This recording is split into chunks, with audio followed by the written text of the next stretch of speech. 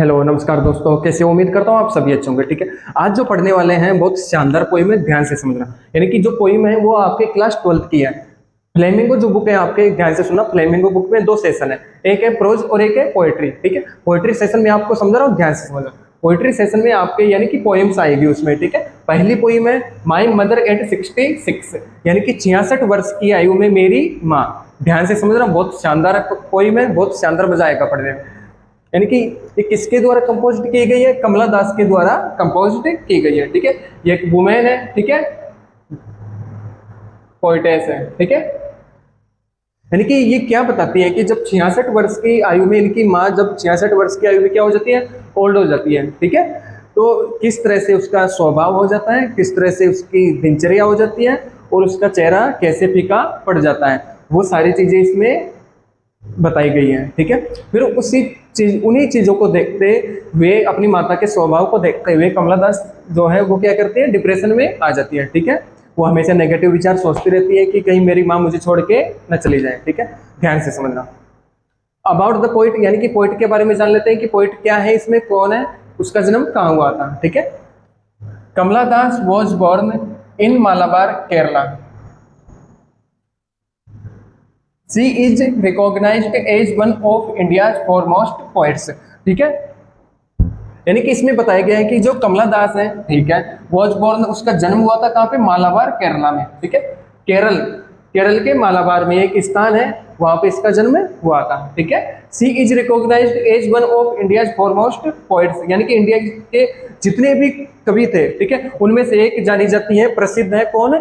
कमला दास। ठीक है, ध्यान से समझना। कमला दास हैज पब्लिश्ड मेनी नॉवेल्स, यानी कि कमला दास ने अनेक नॉवेल्स क्या कर चुकी थी? वो प्रकाशित।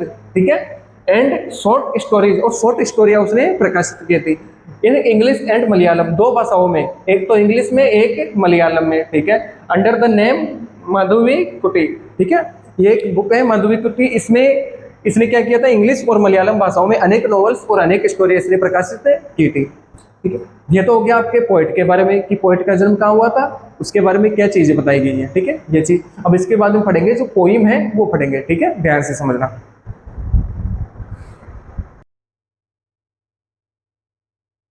अब ध्यान से समझना है इसमें। ठीक है, ये पोइम आपके यहाँ से शुरू हो जाती है। ठीक है, इस पोइम में क्या पता रहता है? ध्यान से समझना। Driving from my parents home to coaching last Friday morning, यानी कि पोइट इसमें बोलना चाह रही है, क्या बोलना चाह रही है? कि ड्राइविंग, ड्राइव करते हुए या जाते हुए या रवाना होते हुए, फ्रॉम माई पेरेंट्स होम, कहाँ से? मेरे माता पिता के घर से। ठीक है, कहाँ? टू कोचिन, यानी कि कोचिंग तक जाते हुए। ठीक है, कोचिन एक स्थान है केरल में। ठीक है, वहां पर वो जाना चाहती है लास्ट फ्राइडे मॉर्निंग को। ठीक है, आई सा माई मदर बिसाइड्स मी। ठीक है, आई सा, मैंने देखा, माई मदर, मेरी माता की तरफ, बिसाइड्स मी, जो कि मेरे बगल में बैठी हुई थी। ठीक है, यानी कि वो जब गाड़ी में बैठे हुए थे तो उसने, पोइट ने, जो कमला दास है, उसने उनकी माता की तरफ देखा जो कि उनके बगल में बैठी हुई थी। ठीक है, ध्यान से। Dozed open mouthed her face ashen like that of a corpse and realised with pain that she was an old age, she looked out soon put that thought. ध्यान से समझना। देखो इसमें एक वर्ड आया है इसमें, डोज का मतलब। ठीक है, आपको मैंने पहले भी बताया था, ठीक है, कि जो ये पोइम है, ठीक है, उनमें ऐसे शब्द आते हैं जिनका मतलब आपको ध्यान होना चाहिए। ठीक है, जैसे ये शब्द आ गए, ठीक है, ऐसे वर्ड्स आते हैं, इन वर्ड्स का आपको मीन पता होना चाहिए, मीनिंग पता होना चाहिए, तभी जाके आप ये पोइम बना सकते हो या इसका एक्सप्लेन कर सकते हो। ठीक है, ध्यान से समझना। डोज का मतलब यहाँ पे क्या होता है? नींद आना। ठीक है, मैं यहाँ पे लिख रहा हूँ, डोज का मतलब होता है नींद आना।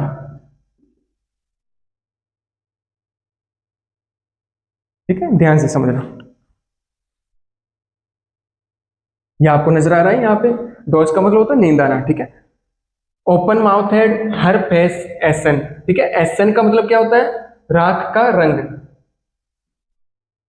जैसे राख होती है ना, ठीक है, किसी को जलाने के बाद में जो राख रह जाती है उसका जो कलर होता है, ठीक है, राख का रंग, राख जैसा रंग। ठीक है, ashen like that of a corpse, corpse का मतलब क्या होता है? डेड बॉडी, यानी कि मृत शरीर। कॉर्पस का मतलब होता है मृत शरीर, मृत शरीर। Dead body. And realised, realised का मतलब होता है कि उसने अनुभव किया, ठीक है। रियलाइज्ड का मतलब होता है अनुभव किया या महसूस किया, ठीक है।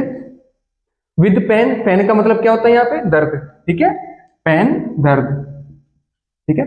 That she was an old age, she looked मतलब देखी, but soon put that thought away and looked out at young trees sprinting. Sprinting का मतलब क्या होता है, ध्यान से समझना।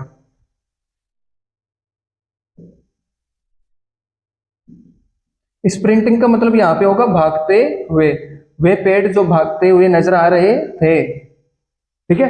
द मेरी, मेरी का मतलब होता है खुश, आपको यहाँ पे समझा रहा हूं, ठीक है। मेरी का मतलब होता है खुश, ठीक है। चिल्ड्रन मतलब बच्चे। स्प्लिंग, स्प्लिंग का मतलब क्या होता है यहाँ पे, निकलते हुए,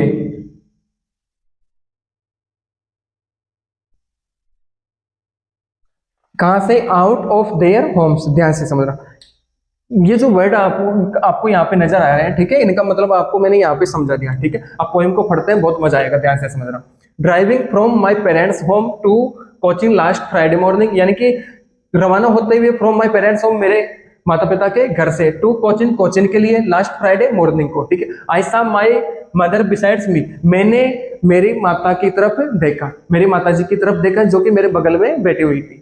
डोज मतलब नींद आना, ठीक है। ओपन माउथ हेड यानी कि मुंह खुला हुआ था। हर फेस उसका चेहरा, एसन राख के जैसा रंग, like that of a corpus, ठीक है, जैसे एक मर्त शरीर होता है, मर्त शरीर, देखो ध्यान से सुना, एक मुर्दा आदमी होता है मरा हुआ, उसका चेहरा कैसे हो जाता है, यानी कि फीका पड़ जाता है, उतर जाता है चेहरा, ठीक है। वैसा ही चेहरा, ठीक वैसा ही चेहरा उसकी माँ का उसको दिखाई दे रहा था, ठीक है। यानी कि उनकी जो माँ थी उसका चेहरा कैसे हो गया था। अब 66 वर्ष की आयु में है, आप जानते हो 66 वर्ष की आयु में चेहरा कैसे हो जाता है, फीका पड़ जाता है, ठीक है।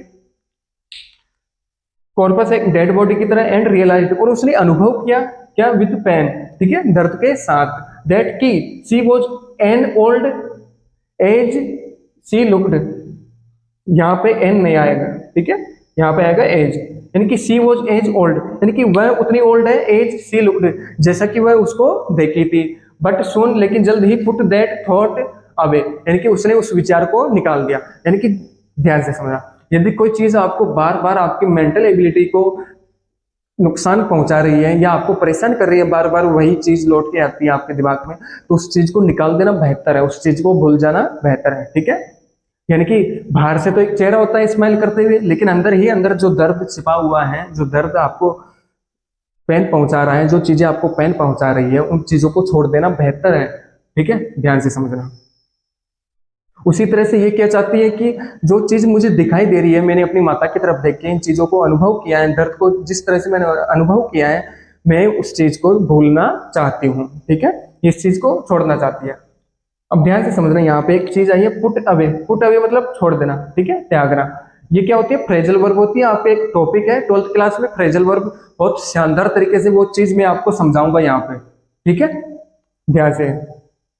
And looked out at young trees spring, और जैसे ही उसने माता की तरफ से मुंह मोड़ा, उसने खिड़की खोल के बाहर की तरफ देखना शुरू कर दिया, यानी कि जैसे मन मुटाव हो जाता है तो थोड़ा आनंद लेने के लिए बाहर की तरफ देखने लग गई गाड़ी में से, ठीक है। क्या करती है कि यंग ट्रीज स्प्रिंटिंग, यानी कि जो पेड़ हैं भागते हुए नजर आते हैं, जैसे आप गाड़ी में जाते हो, ठीक है, जैसे यूं गाड़ी यूं चल रही है, ठीक है, यूं चल रही है, तो पेड़ क्या होते हैं, आपको पेड़ जो भी इंसान होते हैं, गाड़ी जिस स्पीड में होती है उसी स्पीड में पीछे भागते हुए नजर आते हैं, ठीक है, पेड़।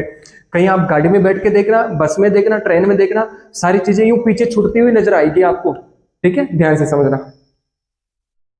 यंग ट्रीज स्प्रिंटिंग द मेरी चिल्ड्रन स्माइलिंग, यानी कि यंग ट्रीज के बारे में यहाँ पे आपको एक चीज मैं बता दूं, यानी कि इसने इन चीजों की तुलना वहां से की है, जो जवान लोग होते हैं, ठीक है, वो क्या कर रहे हैं, इधर से उधर जा रहे हैं, उनको घूमते हुए वो चीजें नजर आ रही थी, ठीक है। द मेरी यानी कि खुशी से जो बच्चे हैं वो क्या कर रहे थे, स्पेलिंग कर रहे थे, कहां से, आउट ऑफ देयर होम्स, यानी कि उनके घर से निकल रहे थे, ठीक है, यानी कि निकल के जा रहे थे। कुछ ऐसे जवान इंसान है जो खेल रहे थे, कुछ भाग रहे थे, ठीक है, और कुछ बच्चे ऐसे थे जो घर से निकल के जा रहे थे, ठीक है, निकलते उसको दिखे, ठीक है।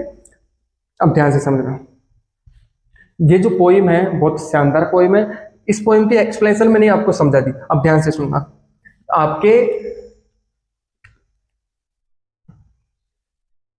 4 नंबर की इसमें आपके प्रश्न उत्तर पूछे जाएंगे, ठीक है। और रेफरेंस, एक्सप्लेनेशन, कॉन्टेक्स्ट यानी कि संदर्भ आपसे पूछा जाएगा। अब इसमें ये नहीं कि ये पोइम मैंने आपको फर्स्ट स्टैंजा में समझाई तो ये सारी, इसमें से कुछ वर्ड्स आपको दे दिए जाएंगे, कुछ लाइनें, ठीक है, वो आपसे पूछी जाएगी, ठीक है। अब ध्यान से समझना, ये जो पोइम है ये आपको बहुत प्यार से शानदार तरीके से समझ आ गई। ये आपका है पहला स्टैंजा। अब ध्यान से समझना, इसमें जो चीज है डॉट कहीं नहीं आ रहा, यानी कि ये जो पोइम है सिर्फ एक ही सेंटेंस में लिखी हुई है। ये जो पोइम है सिर्फ एक ही सेंटेंस में यहाँ पे लिखी हुई है, ठीक है। ये आपके पहला स्टैंजा हो गया। अब दूसरे स्टैंजा में मैं समझाऊंगा आपको, ध्यान से समझना। ये जो वर्ड है इनको आप याद करना, ये याद होने के बाद में ही ये पोइम आपको शानदार तरीके से समझ में आएगी, ठीक है। ध्यान से समझना,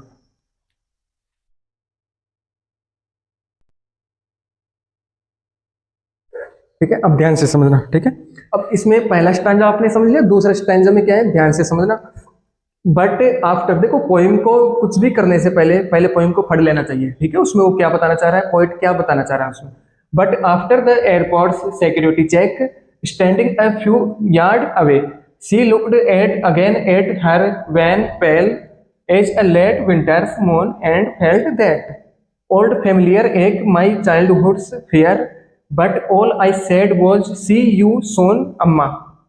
All I did was smile and smile and smile, ठीक है। ध्यान से समझना,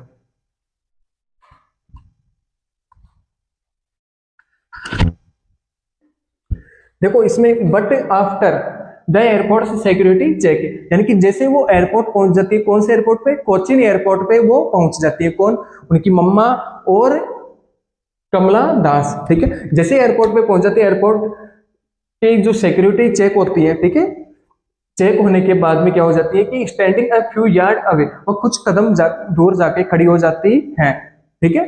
और क्या करती है वहां से, she looked at again at her, और फिर से पीछे मुड़ के अपनी माताजी की तरफ देखती है, ठीक है।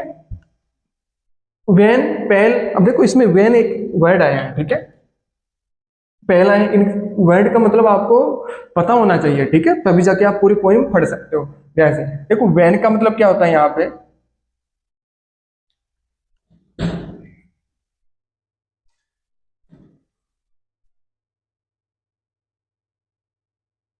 वैन का मतलब इसमें होता है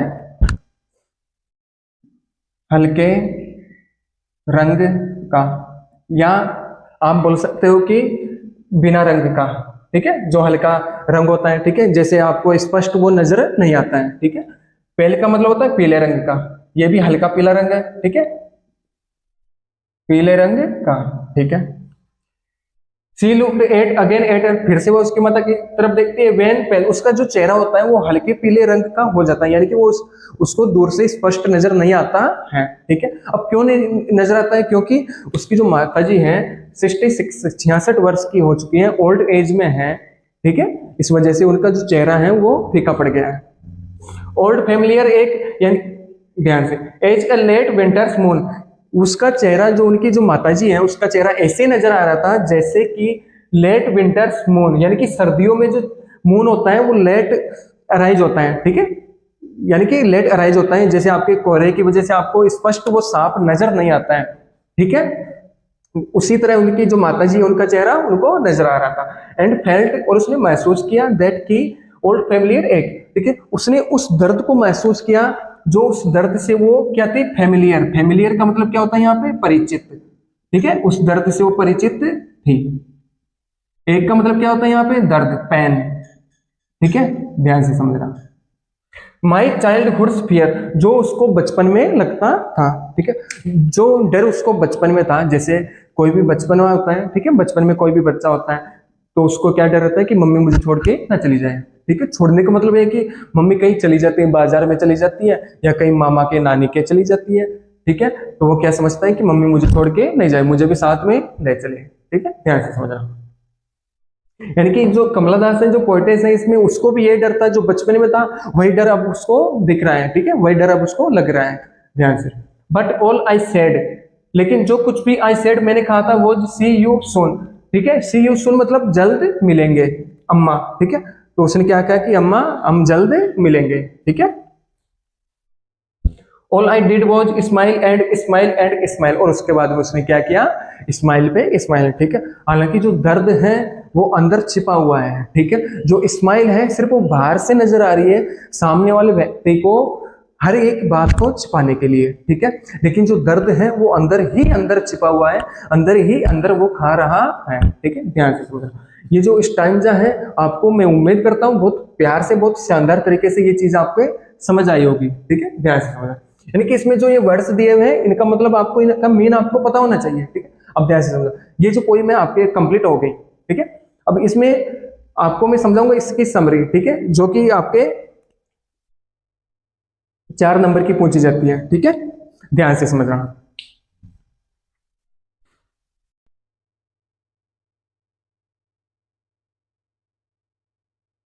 ध्यान से समझना, ठीक है। आपने पोएम के बारे में जान लिया, पोएम के स्टैंजा का आपने पढ़ लिया, ठीक है। अब आप पढ़ोगे सेंट्रल आइडिया के बारे में, ठीक है। सेंट्रल आइडिया, ठीक है, इसमें पोइट क्या बताना चाह रहा है, सीधा एक शॉर्ट, ठीक है, वो पोएम आपने पढ़ी है, ठीक है, उसका शॉर्ट आप पढ़ोगे, ठीक है। ध्यान से। The poem my mother at 66 composed by Kamala Das, ठीक है। जो पोइम है माई मदर एट 66 किसके द्वारा कंपोज्ड है, कमला दास के द्वारा ये कंपोज्ड की गई है, ठीक है। Her mother is in last phase of her life, जब उसकी माताजी उनकी लाइफ के लास्ट फेज में होती हैं, ठीक है।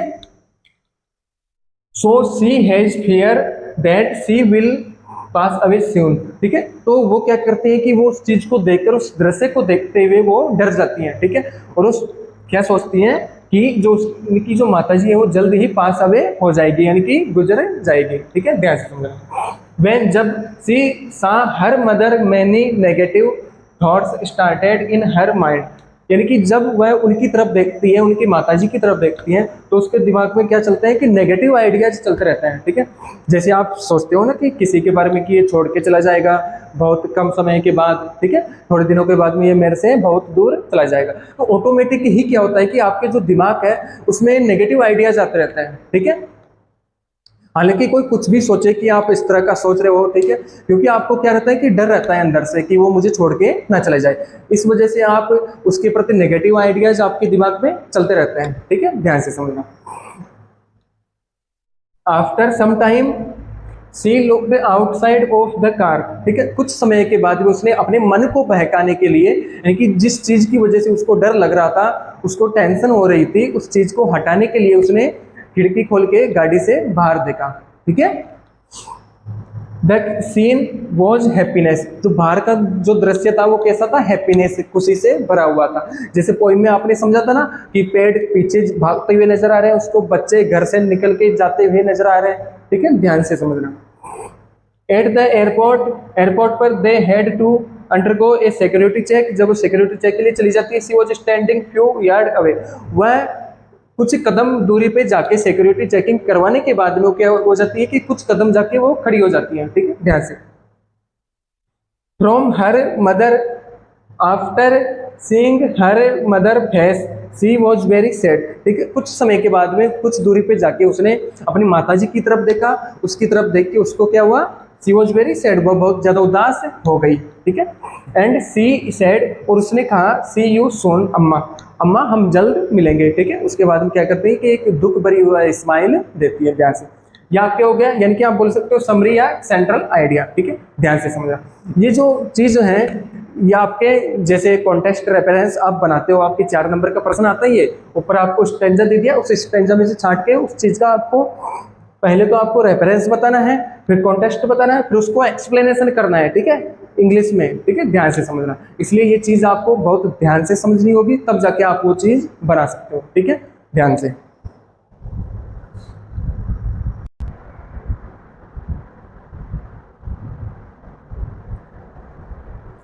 ठीक है, अब ध्यान से समझना। यानी कि पोएम के बारे में आपने जान लिया, सेंट्रल आइडिया के बारे में आपने जान लिया, ठीक है। अब तीसरी जो चीज है आपके एक्सप्लेनेशन है with reference to the context. ये आपके कितने नंबर की आती है, आपके 6 नंबर का पेपर में पूछा जाता है। यानी कि ऊपर आपको पोएम दे दी जाती है, ठीक है, फिर उसमें आपको रेफरेंस, कॉन्टेक्स्ट और एक्सप्लेनेशन आपको बतानी होगी, ठीक है। ध्यान से समझना। यानी कि ये जो लाइंस है वो कहाँ से ली गई है, और इसमें पोइट जो है, जो भी पोइट है वो किसके बारे में बात कर रहा है और वो क्या बताना चाहता है, ठीक है, वो चीज़ आपको यहाँ पे बतानी है। ध्यान से समझना, बहुत प्यार से मैं आपको समझा रहा हूँ, ध्यान से समझना। देखो पहले जो पोइम दी जाती है आपको, ठीक है, यहाँ तक आपको ये पोइम दी गई है, ठीक है, स्टैंजा दिया गया है, ठीक है, जरूरी नहीं आपको इतना ही दे दे, और भी बड़ा दे सकता है, ठीक है, उसके जो मन मर्जी आएगी वो उतना देगा। ध्यान से समझना। Driving from my parents home to coaching last Friday morning, ठीक है। पहले ये जो पोइम आपको दी जाती है, ऊपर स्टैंजा आपको दिया जाता है, उसको ध्यान से पढ़ना, फिर इसका रेफरेंस कॉन्टेक्स्ट एक्सप्लेनेशन करना। Driving from my parents' home to coaching last Friday morning, I saw my mother beside me, dozed open-mouthed, her face ashen like that of a corpse, and realized with pain that she was an old age she looked. ठीक है, यहाँ तक आपको दी गई है, ध्यान से समझो। देखो इसका जो रेफरेंस होता है, रेफरेंस को आप बोलते हो संदर्भ, ठीक है, संदर्भ, यानी कि रेफरेंस में आपको बताना होगा कि ये जो लाइन है वो कौन सी पोइम से ली गई है और इसका जो वो किसके द्वारा कंपोज्ड की गई है, ठीक है, ध्यान से समझना। These lines have been taken from the poem, ठीक है, my mother at 66 composed by Kamala Das. यही नहीं, चाहे कोई सी भी पोइम आ जाए उसके बारे में आपको रेफरेंस में क्या लिखना होगा, ध्यान से समझना। These lines have been taken, ये जो लाइनें हैं वो ली गई है कहाँ से, फ्रॉम द पोइम। फिर यहाँ से जिस पोइम से ली गई है उस पोइम का नाम आ जाएगा, ठीक है, उस पोइम का नाम आपने लिख दिया, फिर उसके बाद में किसके द्वारा कंपोज्ड की गई है और उसमें पोइट का नाम आ जाएगा वहाँ पे, ठीक है।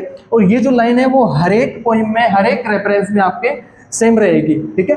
अब दूसरी जो लाइन है वो है कॉन्टेक्स्ट, ठीक है, यानी कि जब ये पोइम आपको दे दी तो इसके हिसाब से क्या होगा कि these lines have been taken from the poem. कौन सी पोइम है, माई मदर 866, यानी कि मेरी माता जी 66 वर्ष की आयु में, कंपोज्ड बाई कमला दास के द्वारा ये कंपोज्ड की गई है ये लाइनें, ठीक है, ध्यान से। कॉन्टेक्स्ट प्रसंग, ठीक है, इसमें क्या बताना चाहता है पोइट, ध्यान से समझना।